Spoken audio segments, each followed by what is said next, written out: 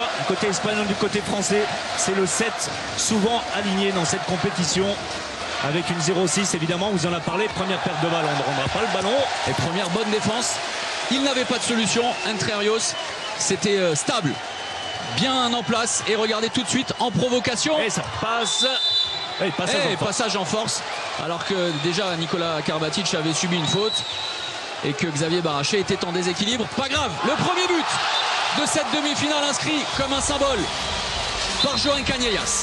Canellas, l'homme fort au moins de la base arrière espagnole, un joueur surprenant, vous allez voir, alors pas forcément très spectaculaire, mais efficace, vraiment très efficace, avec ce qu'on appelle un volant. Voilà, on a l'impression qu'il arrive à 2 à l'heure et puis tout d'un coup ça déclenche. Et avec une force surnaturelle. La base arrière, vous la connaissez, l'option avec Daniel Narcisse côté gauche, le 1 contre 1, et justement il va provoquer Makela.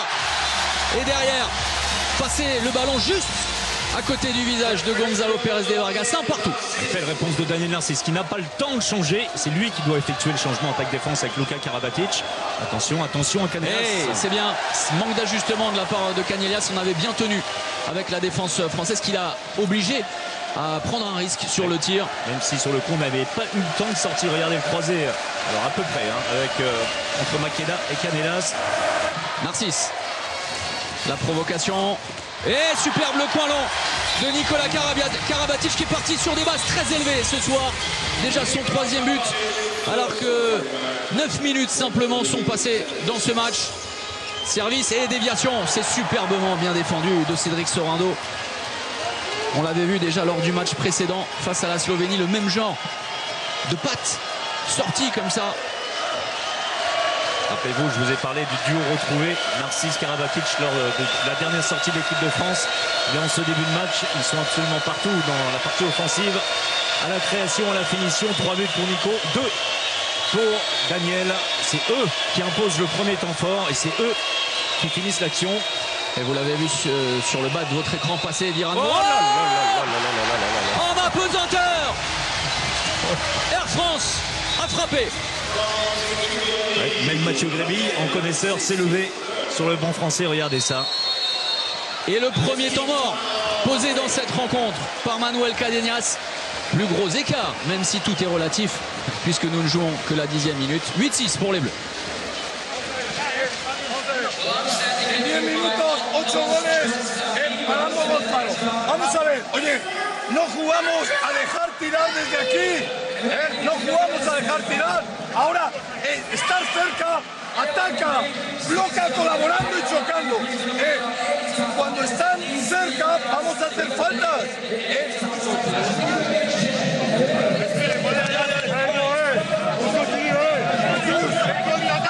Hemos dado 2 balones a Gede. Está bien, pero si está solo, joder. En ataque, Sorende y Barachet están por detrás. Il faudrait demander au speaker de se taire pour être poli. Et puis pour partager les fautes aux chargés du son des temps morts, s'approcher un petit peu plus. On espère en tout cas que vous avez le droit au temps mort de Claude Onesta et Didier Dinard. C'est Didier Dinard souvent qui parle le premier dans les temps morts. On voit la belle finition au 7 mètres et puis la puissance de l'autre côté. Et le choc, on vient de le revoir, le choc entre les deux Barcelonais. Regardez la fin du geste. Ouais, totalement involontaire, mais en plein visage effectivement de Viran Moros, de joueurs très proches, Nikola Karabatic chez lui au Barça. Viran Moros qui va revenir, vous le verrez, sur la défense espagnole avec un joli bandage. Et 6 buts encaissés simplement, alors que Thierry Omeyer n'a effectué, puisque la faute avait été commise avant sur son arrêt précédent, donc pas comptabilisé.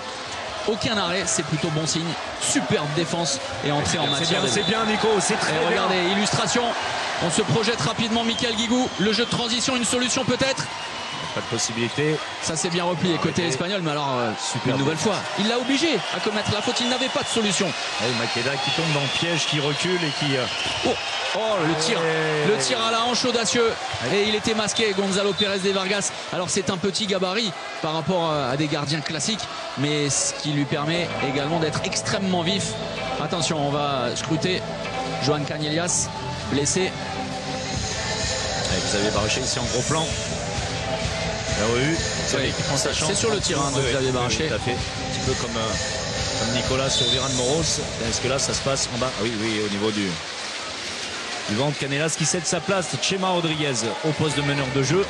Il était déjà rentré sur l'attaque précédente. Et puis, quelqu'un qu'on connaît bien en France et qu'on aime beaucoup en France. Surtout, voilà. Ça fera plaisir à Anne-Laure Bonnet qui travaille avec nous et qui est fan effectivement d'Antonio Garcia. Chema qui réussit. Regardez la puissance et attention le carton jaune. Voilà, pour le moment, pas de 2 minutes. On va effectivement augmenter les sanctions. Vous connaissez la règle. Et un carton jaune simplement pour Baraché, la remise en jeu d'Aguina Galdé avec Chema, Makeda et 2 pivots avec Garcia entre le poste 1 et le poste 2. Et offensive. Superbe. Allez, une occasion. De l'autre côté, il l'a trouvé. Mikal Guigou. Superbe. Le service de Valentin Porte intelligent. On ne s'est pas précipité, on a temporisé, on appelle ça de la lucidité. Et regardez, alors faute offensive ou pas, on n'était pas tout à fait d'accord entre les deux arbitres slovènes. En tout cas, le ballon qui va être tout de suite exploité par les Français. Valentin Porte, comme vous l'avez dit, très lucide, qui voit Mikal Guigou à l'opposé. Et 3 petits buts d'avance pour nous, pour les Français. Garcia, serré par Luka Karabatic. Belle défense, vraiment superbe défense. Solide, imperméable pour le moment. Makeda.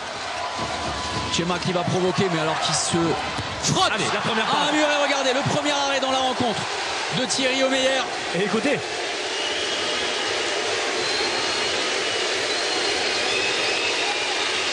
Thierry Omeyer est dans sa demi-finale. Tremblay, messieurs les Espagnols.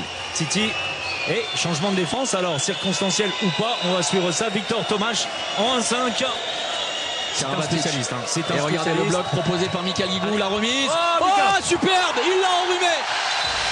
Il a totalement enrhumé. Allez, il faut tenir. Canellas, croisé pour Douchebaev. La puissance de feu pour la réduction du score. Encore 27 secondes à évoluer en infériorité numérique pour les Français. Mais ça va toute vitesse, hein. Vraiment la fixation, pardon, Canellas sur un croisé et ensuite beaucoup de qualité chez ce joueur. On le disait, hein, on le supputait avant la partie, il peut être un détonateur, il peut être un joker parfait. On en a aussi hein, sur le banc français. Narcisse, Guigou, oui, le 1 contre 1 et il va provoquer la faute, histoire de gagner de précieuses secondes et provoquer un carton jaune également. Il aurait surtout aimé avoir un petit peu plus que ça. Regardez, mélangeant Guardiola qui le tient. Et puis Garniros qui est pas loin de passer par la zone. Mais on va pouvoir repartir sur du jeu placé avec le retour de Cédric Sorando. Les deux équipes à égalité numérique. Karabatic. Et il cherchait l'intervalle externe. La récupération au premier poteau. Valentin Porte. Parfait ce soir. Et on était dans le jeu auprès, regardez Nicolas Karabatic, l'induction de Xavier Baraché qui est un petit peu trop tôt, il a encore la lucidité de détourner le ballon pour Valentin. Ensuite, l'actuel Toulousain gagne son duel face à l'ex-Toulousain, Pérez de Vargas. L'entrée de Rocas au poste de deuxième pivot qui repart sur sa position, le renversement et derrière, avec subtilité, Rocas qui a pris de vitesse la défense française, mauvais ajustement. Hein. Et on s'est fait un petit peu avoir. Pour tout dire, on s'est fait un petit peu avoir. Ouais, superbe la roucoulette. La finition est magnifique, mais surtout, on a réussi à bloquer Mikal Guigou avec Aguina Galdé dans le coin. La passe de renversement subtile de Douchebaev. L'entrée de Valentin Porte. Oh là, elle est mauvaise. Attention, là aussi on parlait d'induction, mais alors c'était la passe qui était complètement ratée. La remontée, le jeu de transition et le repli défensif des Français. Il reste 5 minutes 20 à jouer dans cette première période.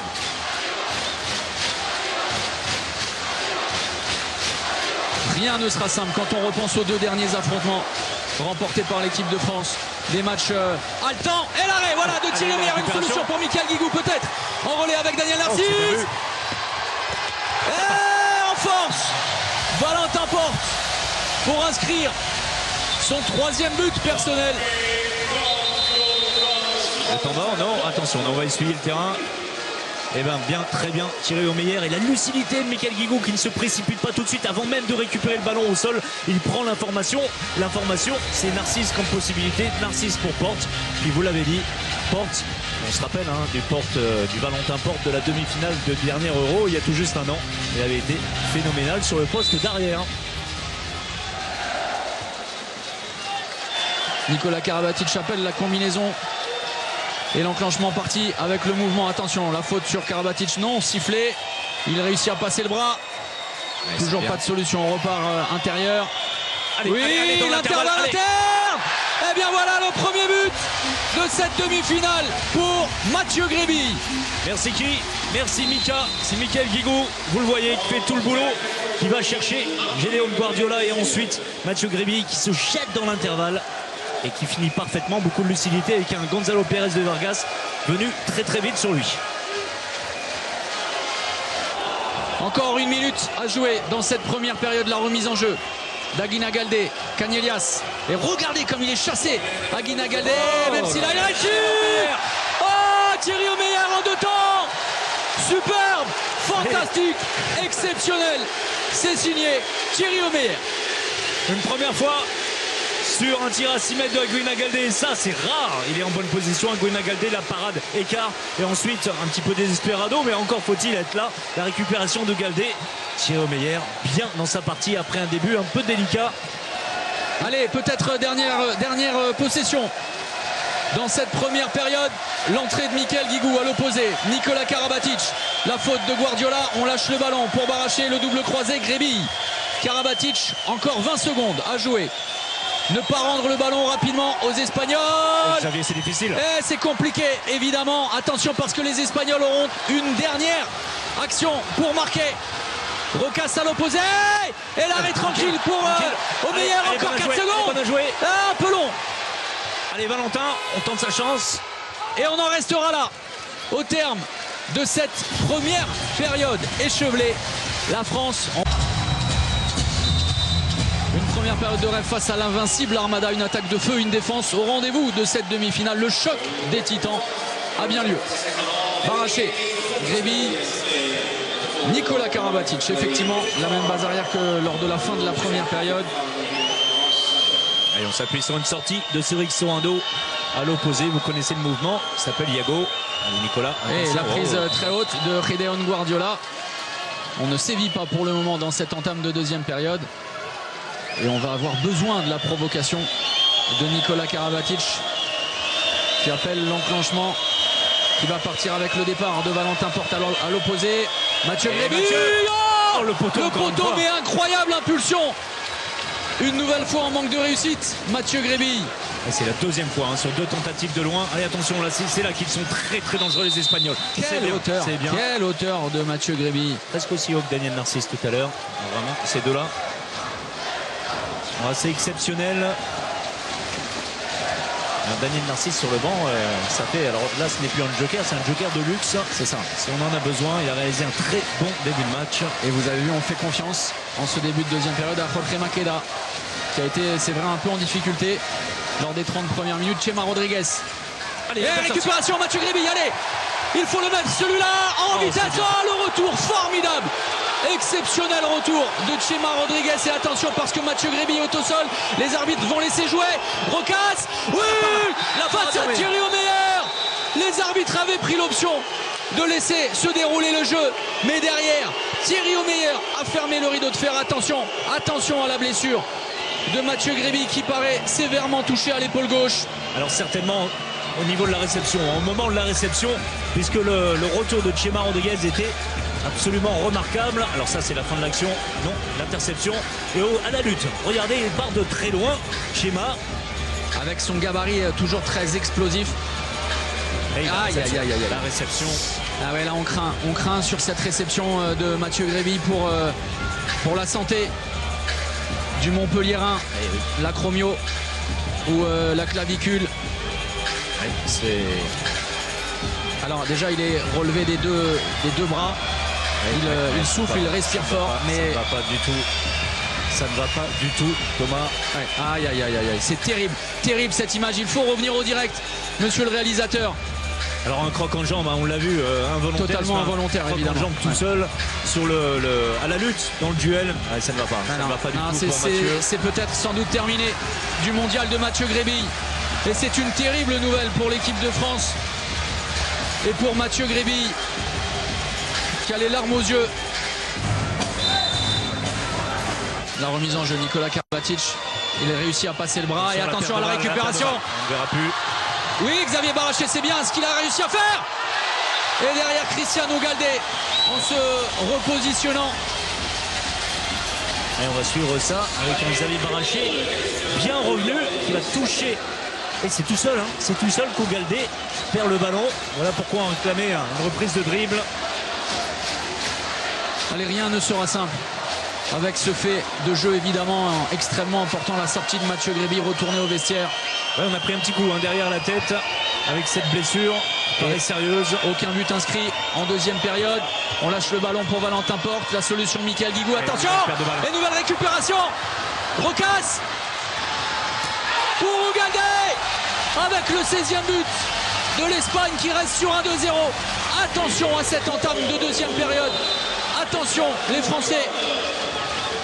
Et tout ce qui sera course latérale, pas vers le but, sera puni encore une fois. Vous avez vu Valentin Porte qui ne regarde que les tribunes sur cette action. On sort parfaitement côté espagnol. Attention, c'est un moment clé. On a du mal à sortir du vestiaire. Toujours pas de but côté français. Alors qu'on entame bientôt la 6e minute. Allez, il faut un geste fort, positif. Peut-être qui viendra de Nikola Karabatic et les décalages.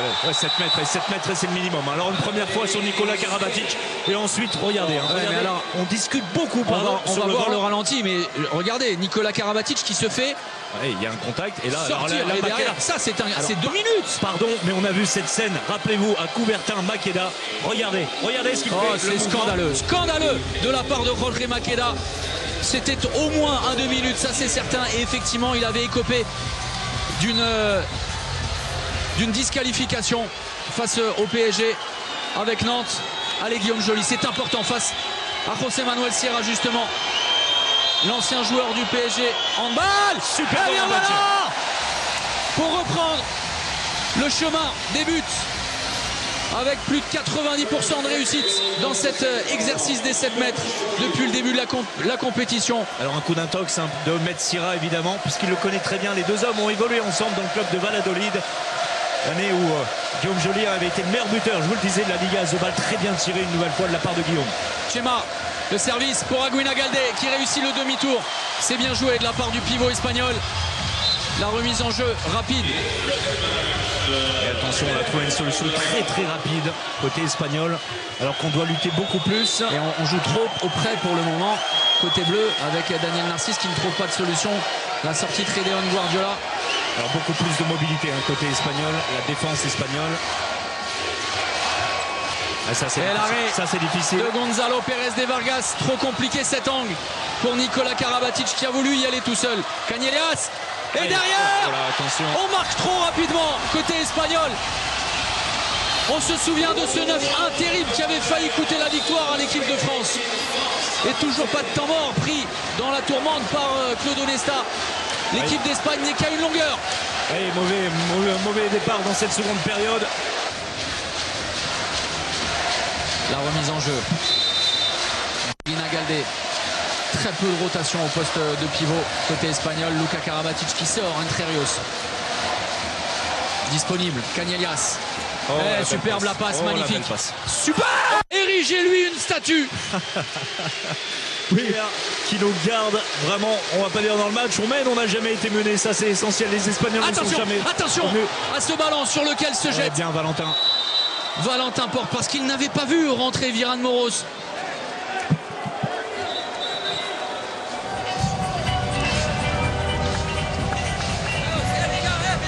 Allez, ça va. Regardez Virán Moros qui avait essayé de nous faire une Jackson Richardson, peut-être un hommage, de gratter les ballons. Et Valentin qui s'arrache.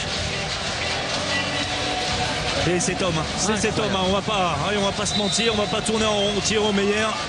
C'est absolument fabuleux et qui nous permet pour l'instant de rester devant. Oui, changement de défense, on va prendre en strict sur cette supériorité numérique pour les Ibériques de Nikola Karabatic. Oui, le service Cédric Sorando 7 mètres qui obtient le jet de 7 mètres et qui permet également de grappiller quelques secondes, certes trop peu, mais tout de même la France garde son... Alors je parlais de tapis lors du match précédent.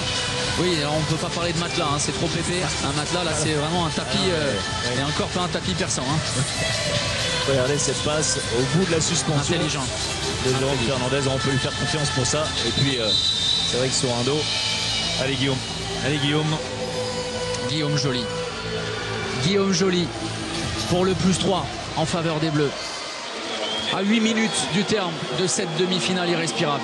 Guillaume Joly, remarquable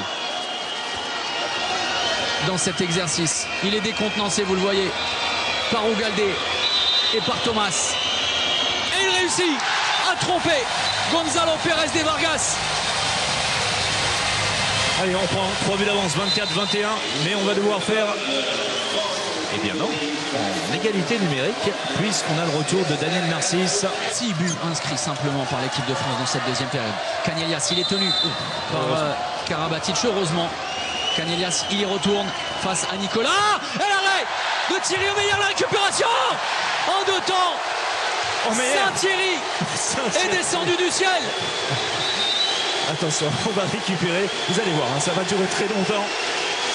Et écoutez, ici à Doha, le public qui entame un Titi. Il est absolument phénoménal. Encore une fois, la récupération a été assurée par Guina Galdé, vigilant Thierry Omeyer. Avec un pivot espagnol qui réclame un 7 mètres. On va faire une syncope. Non, une Saint-Thierry, vous allez dire. Et ça va offrir une nouvelle possibilité aux Français de faire tourner le ballon. Mika Guigou, poste de demi-centre, évidemment. Nicolas Karabatic est repoussé au milieu du terrain par Victor Thomas. Et regardez la défense tout terrain. Allez, Mika. Allez, ça n'est pas le même gabarit, mais il a beaucoup plus de vivacité. Allez, oui, Cédric Sorando. Oh, il y a faute. Oh, la faute qui n'est pas signalée. Et Canellas va pouvoir se projeter vers l'avant. Douchebaïev. Le service, c'est tenu. Ouais, non. Mais alors derrière, 9 mètres. Un simple 9 mètres. Les Espagnols sont en furie. On va quasiment fracasser la table de marque avec Entreos, avec Viran Moros qui est foudrage. Oui, sauf, alors on va revoir cette action. Non. Alors, bon, défense en zone clairement de Daniel Narcisse, mais c'est celle-là qui est intéressante. Oui, alors Ballon qui n'est pas parti tout seul. Oui, il lui arrache le bras, effectivement. Allez, ça n'est pas grave, se concentrer sur cette défense. C'est peut-être un premier ballon de match qui est proposé aux Français. Le passage en force. Oh, donné aux Français. Allez, on va rester Quelle tranquille. défense. C'est quasiment un but, cette action défensive des Français. Il a donné son corps à la science, Nicolas Karabatic. Et on va regarder ça, regardez. Alors déjà, il prend en charge avec Guina Galdé, ensuite. Et Nicolas, il est un petit peu en mouvement. Il est en mouvement face à un Rios qui vient malgré tout avec l'épaule. Hein. Voici ce qui est reproché. Écoutez, celle-là, il serait pas mal de ou la conserver très longtemps ou de tout simplement marquer le but. Et c'est une balle de match pour l'équipe de France peut-être. Xavier Baraché, Mika Guigou face à Frédéric Guardiola et Viran Moros. Ça se referme, mais les Français, alors que le temps va continuer à s'égrener. Encore et encore, Mika Guigou qui peut évidemment gagner son 1 contre 1 face à Guardiola. Allez, ne pas se précipiter, repartir à l'intérieur. Xavier Baraché, on lâche bien le décalage. Oui, voilà au tampon pour le 25e but de cette demi-finale. Allez, la défense tout de suite, attention, une minute. Ne pas commettre de grosses fautes, pas de 2 minutes. Ce sera un 7 mètres. Ce sera un 7 mètres, alors que le but, c'était entré. Et alors, incroyable. On a un Garcia sur le banc qui ne comprend pas ce qui arrive aux Espagnols. Pourquoi n'a-t-on pas accordé ce but? Pourquoi les arbitres ont sifflé? Alors, on considère que Douchebaïev. Regardez l'action avec un bon croisé entre Baraché et Mika Guigou. Avec toute la vista qu'on lui connaît. On va revenir sur le 7 mètres. Et Thierry Omeyer vient de mettre un point I sur le mot triomphe. Formidable. Les triomphes, il n'y en a qu'un, ça tombe bien. Sur victoire, il y en a 2. Thierry Omeyer, lui, il y a 2 I dans Titi. Il est énorme. Une deuxième mi-temps, un match. Oh, incroyable. Construisez-lui une ville. Construisez-lui un pays. Thierry Omeyer marche sur l'eau. Et derrière, tranquillement, eh bien la France se qualifie pour la finale du championnat du monde. 26e but, incroyable dénouement pour les Bleus. Après une deuxième période irrespirable. Phénoménale performance. Je n'irai pas jusqu'à dire que vous avez pris des couleurs parce que c'était déjà pas mal avancé. Mais on a eu chaud. Et bien finalement, encore une fois, la France triomphe. Allez, dernière action, mais de façon anecdotique. La plus grande équipe française de tous les temps fait chuter de son trône le champion du monde. Brutal, bestial, létal. La route vers le rêve d'une 5e étoile du jamais vu dans l'histoire du handball passera par le Qatar, dans une ambiance qui s'annonce.